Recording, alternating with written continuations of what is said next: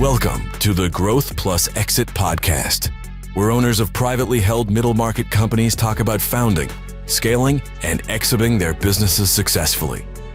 Learn how to maximize and monetize your business on your own terms. Let's get started.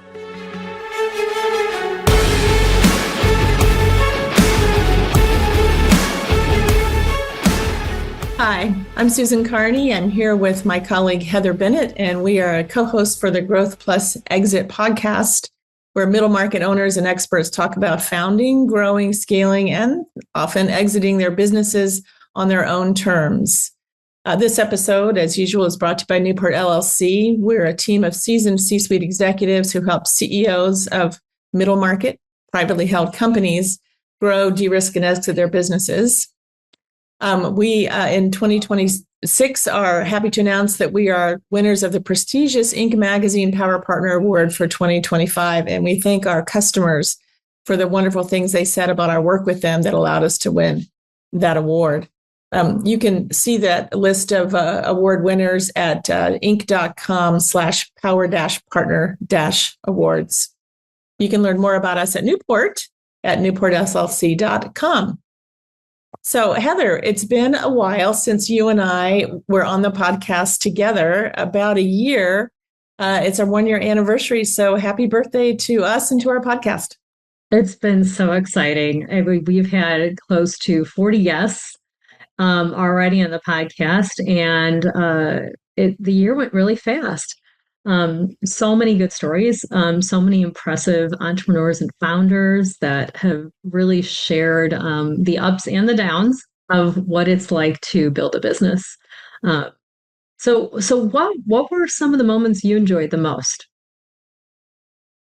So I have to admit that when we started the podcast, I had a little trepidation because I had done nothing like this.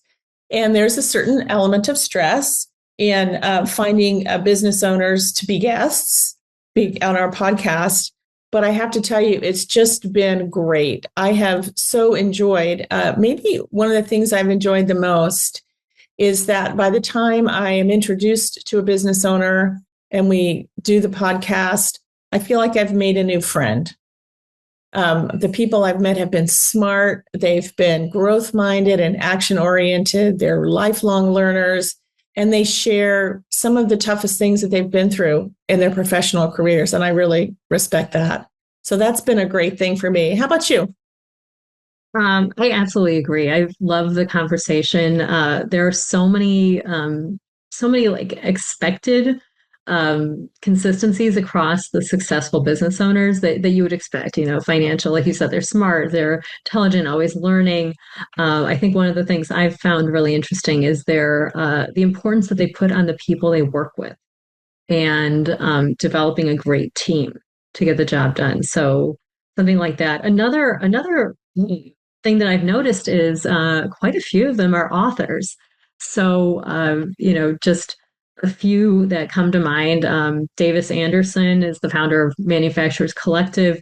He authored Sustaining a Family Jewel, which is really a wonderful cautionary tale on how to run a family business or how not to run it into the ground. And, was really a great, great guest talking about that. John Faircloud just released Embrace for Impact, which is a really inspiring leadership book that kind of goes against the expected societal norms of self-help books.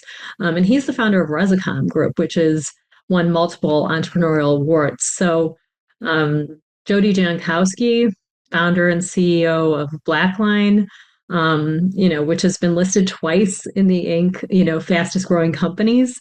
So, he knows what he's talking about. And he authored Technology Intelligence, which I think right now with everything that's going on with AI and digital integration, really something that leaders need to be thinking about. And then, of course, our founder of Newport and our chairman, Doug Tatum, his book, No Man's Land. So I know you interviewed Doug, and what do you think his book tells business owners now?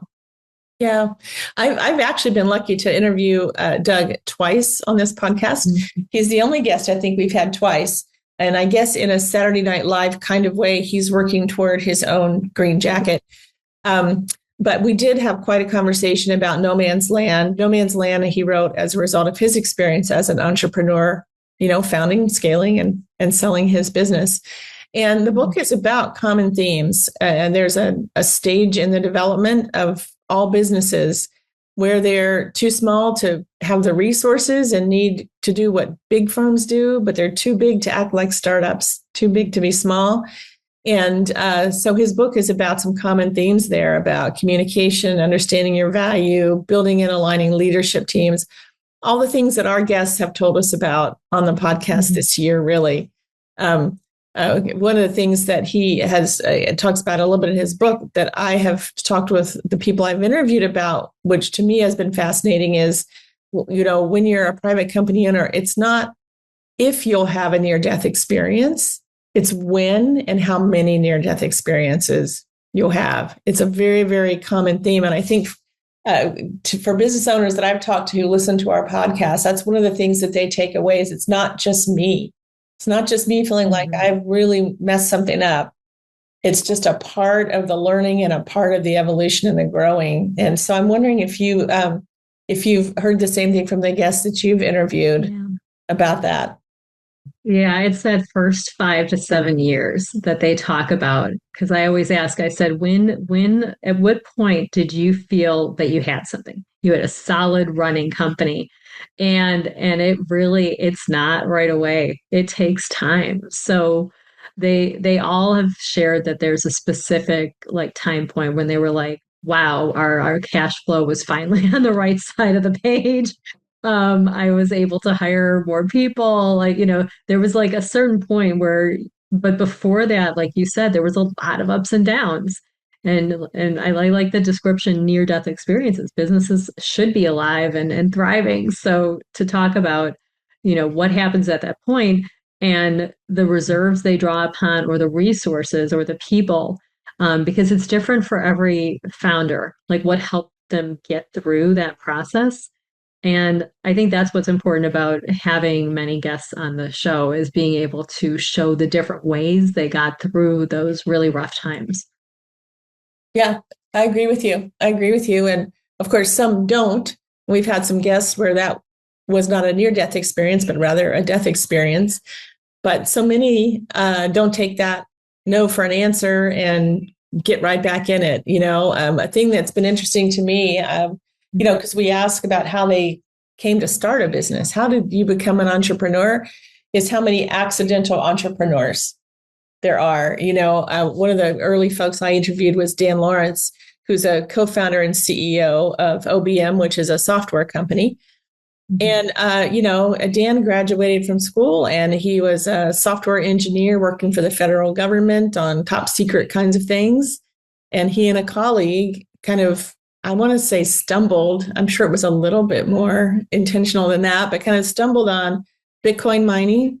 And as a result, have built a wonderful business that helps Bitcoin miners and other industries manage the operations of high compute kind of applications. Think Bitcoin mining, AI, and the like. And he's kind of surprised sometimes to find himself in that role because he didn't intend it. But yet he's really found a niche there and built a very, very valuable and an interesting business. Yeah, I'd say the one that comes to mind for me is Craig Snyder, who founded Vicor. And the founding story is one of his bosses, I think, died and left him with literally it was him, 2 guys in a truck. And he built a multi-million-dollar business from it. And the idea is he didn't plan on that. He had other plans, but it was the moments when they were starting to build all of the cell towers and how important it was to get that infrastructure up and get it up fast and get it up well, and then to have support for that in terms of, we all think mobile, everything's wireless, whatever, but there is a physical component to it. So having him talk about, he's like, this is not what I planned. This is wasn't what I was thinking of doing, but it was an opportunity.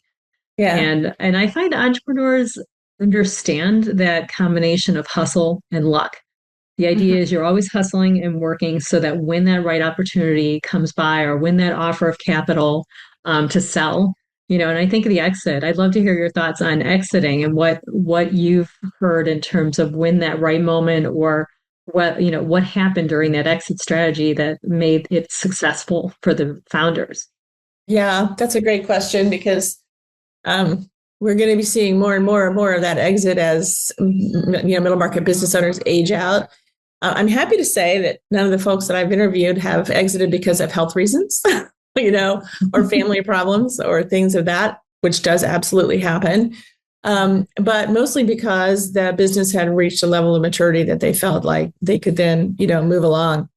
One of the folks that I talked to, Jim Fitzgerald, who's now the CEO of PaySeal, he's on to his next entrepreneurial venture, had an experience a very positive experience exiting, his company. He built it. He built his leadership team. They were on a roll.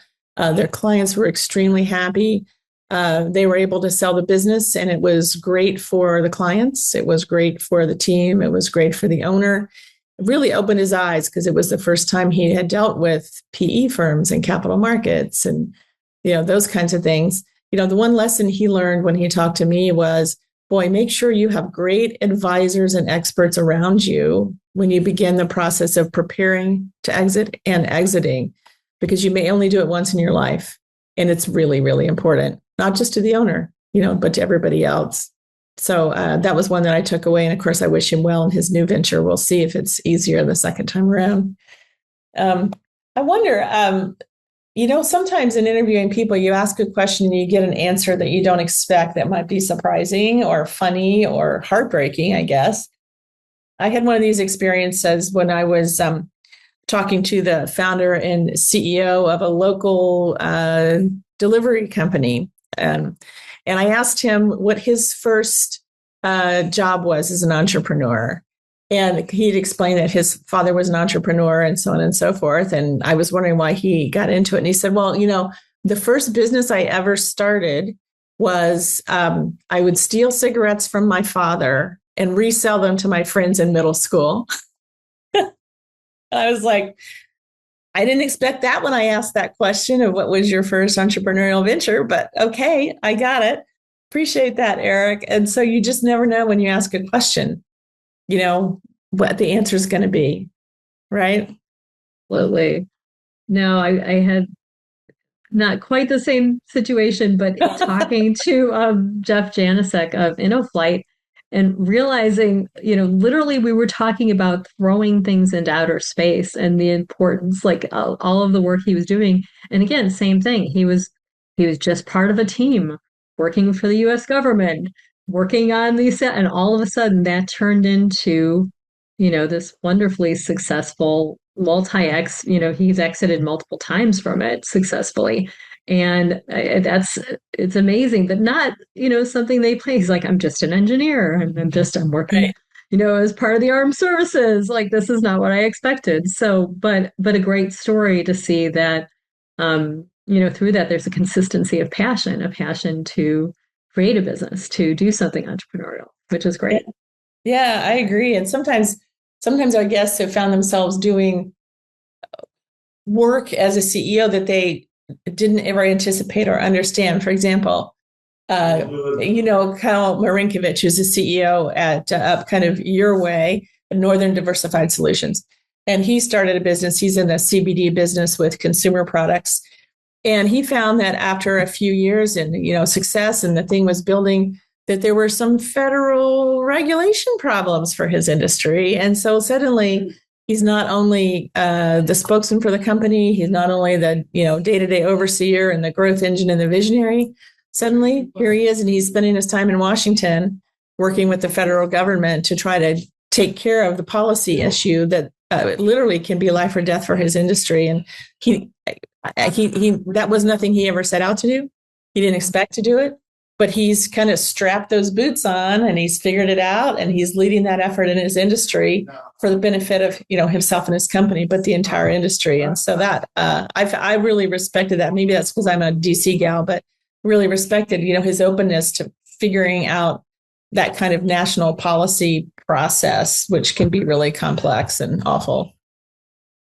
And I find that that's another trait or situation I'm finding consistent with a lot of our guests is that they not only are growing their companies and doing great things that way, but they also feel compelled to have, we'll say, a larger voice. And they've recognized that using their success to support, a bigger goal. For example, Matt Vukov and I, obviously he's created this incredible company, Talentcraft, and what they do is amazing. But what he enjoyed talking about the most was what we need to do in this country to develop our workforce going forward. Yeah. And he's interacting with, government groups, policy groups, with universities. He's actively working on these task forces throughout the United States to try and figure out what we need to do to develop our workforce going forward. And then Tom Parker, similar thing, created Elevate. And Tom Parker's CEO founder of Aligned. And his push was he wanted to find a financial organization to support executives and have a place where they could get together. So he created it. Why not, right? Which I think is amazing. Yeah, that's what entrepreneurs do, right? They don't join a thing, they start a thing. Mm-hmm. Right? And that's one of the differences. And it's hard to do, but boy, is it gratifying at the end of the day. I've had a chance to talk to a few folks who are founders or CEOs or both of folks who have the government as their client, the federal government as their client. And that's been interesting, for me, because, my dad was a government employee for a number of years on Capitol Hill. So I have heart for that particular group. But I had a chance to interview Muhammad Elias of Relight Group. It was a great one. Isn't he terrific? I mean, he's an immigrant to the United States and was a consultant in a large consulting organization serving the federal government, thought there was a better way to do it and set off on his own. And he's very mission focused for our country, for the way our government operates, for his team and the jobs that he builds and so on, and has started a foundation he and his wife operate. And I just really, it was heartwarming. Sometimes in business, it feels like it's a little cold. And I felt like he, as an immigrant to our nation, has such love for our country and what we're trying to do, and has really spent his professional life trying to advance, our nation. And it was just a great, great conversation that I loved. Yeah, that was a great episode. Another one I think of is Anisa Luthana, who again and her story is great because she got right up to the day they were going to announce selling the company and then changed her mind and went on to do great things with two companies that she became the CEO and owner of. So that's an episode I would encourage anyone who's going through the exit process to listen to what her thought process was behind that. And same thing, it really focused on the people, but that hunger to grow the company in a new direction. And they've just started going into a new market. I'm so excited for her and her team. I got to go visit her manufacturing floor and get to a lot of the people who work for her and with her, and really getting to understand where they were going.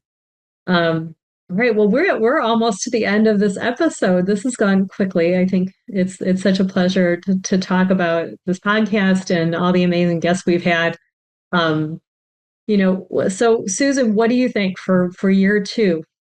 I was going to ask you that question. I was going to ask you that exact same thing. It's nice to have a birthday or an anniversary and celebrate our first year, but I look forward to many years of doing this podcast.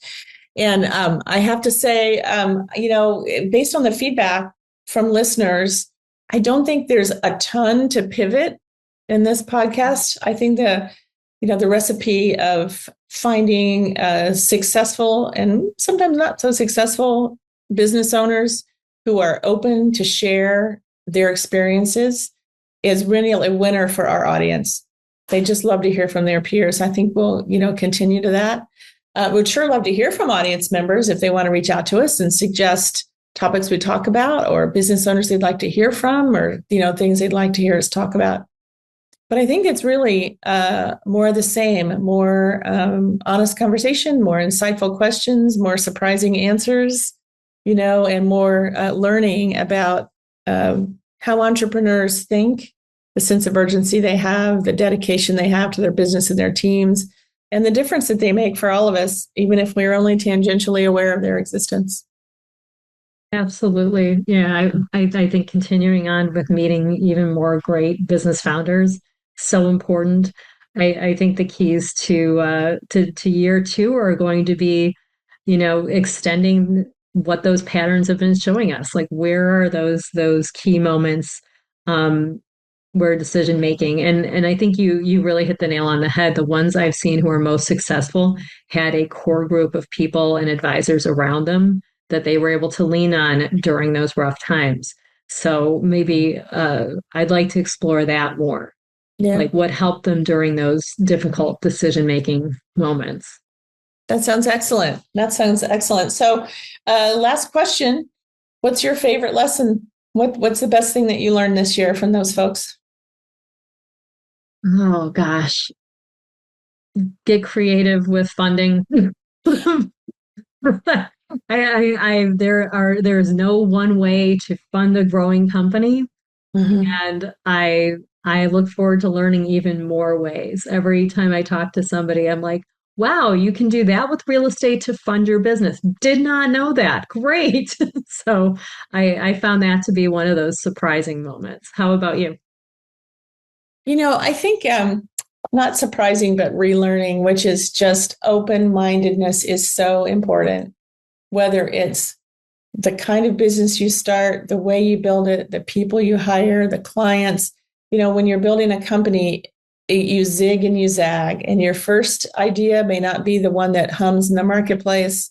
You may make bad hires and have to replace them. A lot of things change on the path. But as long as you're open-minded and keep the end point in mind and zig and zig and zag, you'll get there with persistence. And it's so gratifying, when you hear the stories of these. So I think that's a thing for me. So you want to wrap us up, Heather? Yeah. So this is Heather Bennett with Susan Kearney, your host for the Growth Plus Exit podcast. Thanking you for listening and hoping you will join us for year two. And of course, any introductions to new guests, we're always interested in hearing more of these amazing founder stories. Thank you. Thank you, Heather.